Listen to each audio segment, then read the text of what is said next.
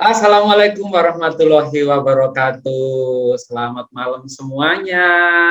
Waalaikumsalam Pak Yo. Salam Iya. Pak Yo. Apa kabar nih malam ini di daerah? Hujankah? Kalau di Surabaya lagi mendung ini malam ini. Tapi tadi katanya Bu Iva sempat sore tadi kehujanan. Tapi di Aurika kebetulan lagi terang-terang saja, hanya mendung saja. Bagaimana nih di daerah-daerah yang lain? Malam Pak Yo. Malam tulang Heri. Sidoarjo hujan tulang? Wah, Sidoarjo lagi mendung. Oh, mendung. Oke. Di mana ada? Di Lampung? Sama, mendung aja. Mudah-mudahan nggak hujan. Kalau hujan sinyalnya takut ini Pak Yo. Oke. Ya, nah malam hari ini kita akan ada sedikit obrolan yang asik gitu ya. Seperti yang sudah kita sharing di grup. Malam hari ini kita akan ngobrolin tentang membaca audiogram. Gitu. Kita akan bersama narasumber kita, Pak Sri Gutomo sama Mbak Triandini. Ya, nah, apakah Mbak Triandini sudah hadir di tengah-tengah kita? Assalamualaikum. Waalaikumsalam. Wah, ini baru pertama kali ketemu juga nih kayaknya ya Mbak Andini. Iya, aku baru ketemu Pak Iyo nih kayaknya. Oke, apa kabar Mbak Andini di sana? Alhamdulillah sehat. Semoga semua sehat-sehat ya. Amin. Sehat, Bu. Umi, apa kabar? Alhamdulillah. Ini sepertinya ada yang sudah kenal ya. Saya malah belum kenal sama Mbak Andini. Tapi boleh ya Pak Andini? Pak Yo. Tunggu Pak Omo bergabung, boleh deh Silakan. berkenalan sebentar Mbak Andini ini siapa gitu. Kalau yang belum kenal biar kenal sama Mbak. Monggo. Halo Mbak Dini, Apa kabar Bu Sinta? Sehat-sehat. padahal saya nggak ada ininya loh, nggak ada videonya. Tapi Mbak Dini kenal suara. Iya, monggo Mbak Dini saya kenalan dulu. Selamat malam Ya. Bu, salam kenal. Salam kenal. Assalamualaikum semuanya. Salam kenal. Saya Triandini. Boleh dipanggil Dini atau Mbak Dini atau Ibu Dini, boleh mana aja silahkan. Jadi saya kebetulan audiologis yang bekerja di bidang alat bantu dengar ini lumayan ya, sudah sejak tahun 90. Ya, ada beberapa yang kenal, tapi mungkin ada banyak juga yang nggak kenal. Jadi kalau Umi Nada, alhamdulillah udah kenal ya. Kalau Bu Sinta udah kenal sejak lama. Pak Yo, alhamdulillah kita bisa kenalan ya Pak Yo. Dan Bapak dan Ibu yang lain, mudah-mudahan kita bisa berbagi hari ini, bisa sharing. Oke, segitu aja dari Kalau domisili saya. di mana Mbak Andini? Di Jakarta Pak Yo. Oh, di Jakarta. Nah, kalau boleh tahu nih lagi beraktivitas di apa sekarang? Instansinya atau apa? Iya, iya. Saya biasanya di hearing center. Jadi ada pernah beberapa hearing center saya bekerja yang awal-awal pertama nggak usah nyebut ya, Ya, boleh nggak apa-apa. nggak usah disebut, tapi alhamdulillah hampir kebanyakan hearing center saya sudah bekerja. Tapi sekarang saya tidak bekerja di hearing center, tapi saya bekerja di Sonova Hearing. Sonova Hearing itu yang menyediakan alat bantu dengar kayak saya sebut Advanced Bionic untuk implannya, kemudian Phonak Hearing Aid, kemudian Hansaton Hearing Aid, kemudian Unitron Hearing Aid, dan Vista Hearing Aid. Tapi pada saat ini saya posisinya sebagai audiologis yang membantu sharing di sini ya, jadi nggak bawa-bawa nama hearing aid-nya. Cuma karena tadi ditanya Pak Yo, jadi saya share deh di sini. Oke, ya, terima kasih. Nah, Pak Omo, apakah sudah hadir juga di tengah-tengah kita? Tapi sebelum kita lanjut, boleh ya, saya berterima kasih sekali pada mama-mama yang sudah memberikan masukan ke kami, usulan terkait dengan tema yang akan kita bahas di setiap hari Selasanya, begitu ya. Nah, di sini yang sudah masuk ada usulan. Yang pertama, anak telat intervensi mulai dari mana habilitasi pendengarannya. Ya. Kemudian usulan yang kedua, upaya mempersiapkan diri bagi orang tua dan terutama anak dalam menghadapi tantangan bullying di sekolah maupun di luar sekolah. Dan yang ketiga, bedah kasus masalah artikulasi anak gangguan dengar yang sengau ataupun yang belum jelas. Nah, ini usulan-usulan yang menarik. Artinya, kami selalu terbuka pada mama papa sekalian yang tergabung dalam grup keluarga besar Yayasan Aurika untuk bisa memberikan masukan ke kami. Apa nih yang ingin dibahas pada sesi-sesi berikutnya, begitu ya. Insya Allah kita akan selalu berusaha setiap hari Selasa malam kita bisa ketemu ngobrol bareng untuk perkembangan anak-anak tercinta kita tentunya.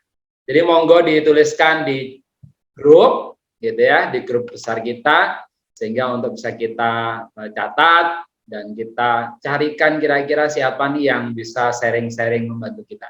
Tapi tentunya karena ini judulnya adalah sharing-sharing. Jadi harapannya bukan hanya tim-tim Aurika saja nih yang muncul gitu ya.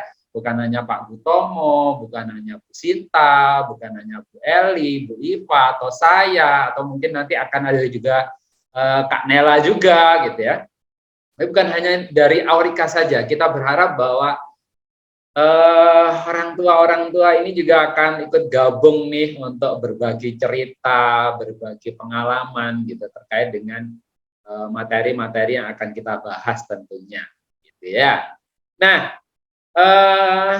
semoga kita selalu ada waktu, gitu ya, untuk bisa menyelenggarakan di hari Selasa. Tapi sepertinya Selasa minggu depan kita off dulu ya, karena seharian kami ada kegiatan bersama BK3S Jawa Timur. Terkait peringatan anak disabilitas. Kebetulan Aurika dipercaya di tanggal 22 November nanti untuk menjadi panitia kecil gitu ya, yang khususnya kita akan membahas tentang bagaimana mengantisipasi gangguan pendengaran sejak dini dan bagaimana melakukan habilitasinya. Nah, sekaligus juga kita akan mengadakan pemeriksaan pendengaran untuk anak-anak yang ada di wilayah Surabaya. Nah, pastinya itu akan sangat melelahkan banget gitu, karena dari jam 6.30 kita sudah standby sampai dengan sekitar jam 1 siang, mungkin baru selesai gitu acaranya, dan ada 2 kegiatan besar yang kita laksanakan dalam waktu yang bersamaan. Jadi mohon maaf sekali untuk Selasa depan mungkin kita off sebentar, tapi insya Allah Selasa minggu berikutnya kita akan lanjut, gitu ya. Kita lanjut untuk melakukan pertemuan kembali dengan materi yang tentunya kita akan siapkan dari apa yang menjadi masukan juga yang tadi sudah saya bacakan, salah satu dari 3 yang sudah kita bacakan. Atau mungkin juga nanti akan ada usulan yang lebih urgensi yang kita akan tampilkan lebih dahulu gitu ya, karena memang itu lebih dibutuhkan mungkin ya secara urgensinya. Baiklah, karena malam hari ini narasumber kita juga sudah hadir semua di tengah-tengah kita, biar saya tidak ngobrol sendiri, saya mengundang Pak Sri Gutomo untuk membuka layarnya dong. Apa kabar Pak Gutomo? Sudah siapkah? Selamat malam, Pak Yoganan. Selamat malam Pak Gutomo. Ini belum kelihatan raut wajahnya nih. Belum ya. Oke. Nah, berarti sudah lengkap nih. Narasumber kita sudah hadir di tengah-tengah kita. Ada Mbak Triandini, kemudian juga ada Pak Sri Gutomo yang akan menjadi narasumber kita malam ini. Nah, kita mulai dari mana nih Pak Omo untuk pembahasannya? Baik. sebetulnya saya mau ini Pak Yoganan, ini koreksi sedikit ya. Ya, oke. Saya nggak tahu disebut narasumber atau enggak, tapi yang jelas nih kita ini sebetulnya kan sharing ya, jadi semuanya itu jadi narasumber harus ya. Narasering. Ya ada. Ya baik Pak Yo. Ya, selamat malam Bapak-bapak dan Ibu-ibu, teman-teman. Kita kali ini saya memang tadi itu minta tolong kepada saya menyebutnya Mbak Dini ya, atau Bu Dini begitu ya, silakan untuk kita sharing bersama bagaimana sih sebetulnya kita ini enaknya itu memahami atau membantu kita sebagai orang tua atau yang lainnya pun gitu ya, untuk mempermudah di dalam kita memahami kondisi atau apa yang terjadi pada anak kita, terutama dari sisi hasil pemeriksaan audiogramnya begitu ya. Jadi memang banyak dari kita ini yang ya sebetulnya menyamaratakan hasil pemeriksaan itu, yang sebetulnya ya tidak sama rata semua, itu pasti ada artinya kan begitu ya Bu Dini ya. Dan ini menjadikan kita sebetulnya yang terutama nantinya yang melanjutkan setelah pemeriksaan itu harus paham betul. Nah, sebagai orang tua kan kita juga akan terlibat ya, kalau kita melakukan auditory rehabilitasi begitu kan harus paham pendengarannya anak-anak ini bagaimana, sehingga kali ini kita akan ngobrol bareng gitu ya, sharing bagaimana pengalaman dan lain sebagainya. Kita akan coba ngobrol, kita ambil beberapa contoh hasil pemeriksaan begitu ya. Gimana sih ini? Nah gitu ya. Sebelumnya saya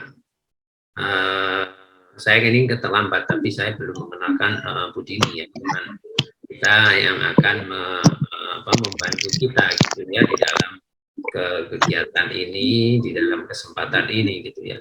Bu Dini ini saya kenal banyak, sudah lama sekali begitu ya.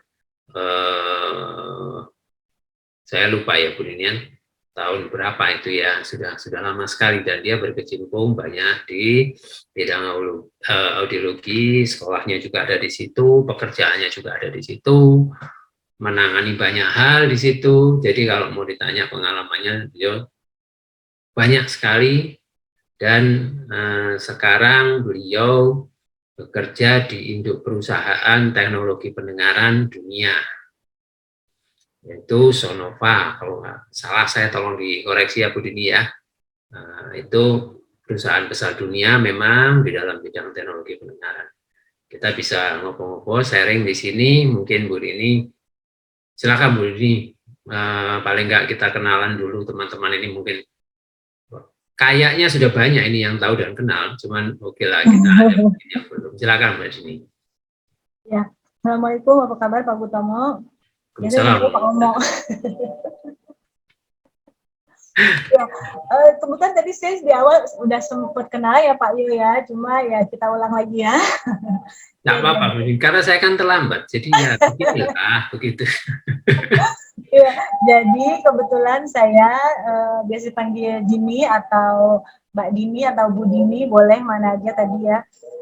Saya kebetulan sudah bekerja di bidang audiologi, khususnya di alat bantu dengar itu sejak tahun 90, dan ketemu Pak Omo, Bu Sinta dulu waktu masih anak-anak kecil ya Pak ya, waktu kita mapping cochlear waktu itu mapping implannya. Nah jadi saya sekarang nggak di hearing center lagi, tapi seperti tadi Pak Omo bilang sudah di Sonova Hearing yang di berbagai hearing instrumen ya, ada implan maupun hearing aid. Jadi tapi pada saat ini saya di posisi sebagai audiologis, salah satu anggota perhimpunan audiologi yang saya mencoba untuk sharing malam ini untuk teman-teman yang mungkin ada yang sudah kenal atau yang belum kenal. Alhamdulillah bisa kenalan sekarang, kita bisa sharing-sharing hari ini, mudah-mudahan bisa membantu. Ya aja Pak Omo. Ya, baik, terima kasih banyak.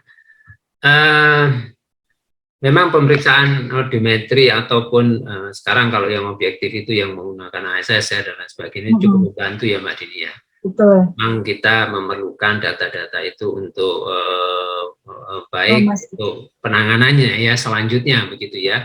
Baik penanganan kalau di bidang teknologi pendengarannya, pemilihan nantinya dan lain sebagainya, kemudian sampai kepada fitting ataupun penanganan-penanganan yang katakanlah habilitasinya begitu ya. Ya. Nah, pemeriksaan ini kan sebetulnya tidak, kita semua ini sebetulnya tidak begitu paham ataupun kita semua ini ya perlu pemahaman yang artinya membantu untuk memudahkan habilitasi, terutama di bidang habilitasi ya setelah itu. Ataupun kalau mau kembali lagi mundur ya pemilihan alat bantu dengarnya misalnya begitu ya, atau keputusan kalau nanti beralih ke program cochlear implant dan lain sebagainya kan begitu. Iya. Nah sekarang ini kira-kira kalau teknologi pemeriksaan itu gimana Mbak Dini ya? Iya, terima kasih Pak Omo. Jadi kalau sekarang kita punya dari sisi tes pendengaran itu sendiri kan kita punya untuk yang anak-anak atau bayi atau orang-orang yang belum bisa memberikan respon ya itu bisa kita gunakan pemeriksaan dengan ASSR atau BERA. Dan juga sebetulnya ada juga sebelum kita melakukan tes ASSR dan BERA idealnya kita lakukan tes timpanometri dulu supaya memastikan bahwa di telinga tengahnya itu aman, tidak ada infeksi, tidak ada cairan di situ. Jadi hasil dari tes BERA maupun ASSR-nya itu jelas bahwa kondisi di telinga tengah tidak ada masalah. Jadi kita bisa tahu bahwa itu adalah benar-benar gangguan di telinganya itu di telinga dalam dan atau di sentralnya di otaknya. Ya. Jadi pemeriksaan ini mungkin Bapak dan Ibu sih semuanya saya yakin udah tahu ya karena kan udah pernah melakukan pemeriksaan ini. Nah, itu mungkin kita persiapannya anak sebelum itu harus tidur ya karena dengan gerakan-gerakan misalnya matanya kedip-kedip atau pampersnya penuh aja itu bisa bikin hasilnya nggak signifikan ya, nggak sesuai dengan yang kita inginkan atau nggak sesuai dengan hasil yang sebenarnya. Nah, itu persiapan-persiapan yang harus kita siapkan, anak ditidurkan lebih malam, dibangunkan lebih pagi, di perjalanan ke rumah sakit tidak tidur dulu, jadi pas sampai misalnya pun dikasih obat tidur oleh dokter atau yang kompeten untuk memberikan, itu langsung bisa tidur dan mudah, tidak perlu lama ulang-ulang lagi karena fasilitas BERA ASSR ini nggak semuanya ada di daerah tempat tinggal sekitar kita ya. Jadi biasanya kita harus perlu ke tempat atau rumah sakit khusus atau ke tempat khusus yang kita harus spare waktu agak jauh dan kita harapkan itu tidak menjadi batal atau anaknya kebangun atau ulang lagi gitu ya. Jadi itu yang perlu kita persiapkan. Setelah itu kita sudah dapatkan hasil timpanometri, oke, kita lanjutkan BERA, ASSR. Nah ini untuk yang anak-anak atau bayi-bayi atau mungkin orang tua yang tidak bisa merespon ya, misalnya setelah stroke atau mungkin anak-anak atau dewasa tapi tidak bisa merespon, itu bisa kita lakukan dengan BERA dan ASSR juga. Nah untuk yang sudah bisa merespon kita bisa gunakan audiometri nada murni atau yang lebih jauh lagi ada juga audiometri tutur untuk lebih mengerti lagi lebih jelas sampai sejauh mana sih pengertian percakapannya, pengertian kata-katanya. Ya. Nah, audiometri lain lagi ada lagi untuk audiometri nada murni kita bisa lakukan juga dengan pada anak-anak dengan play audiometri pada anak-anak yang mulai bisa mengerti tapi mungkin kalau misalnya serius gitu kan nggak bisa dapat hasil yang bagus. Dan juga kita bisa gunakan juga VRA, Visual Reinforcement Audiometry, di mana kita berikan tambahan input secara visual pada anak-anak atau pada anak-anak yang biasanya kita kasih mainan-mainan atau mungkin gambar-gambar supaya anak tertarik dan memberikan respon. Nah, itu sih. Nah, pada dasarnya kebanyakan mungkin anak-anak kita ini yang dilakukan setelah itu audiometri nada murni juga ada tambahan yang namanya pre-fill tes IDIT.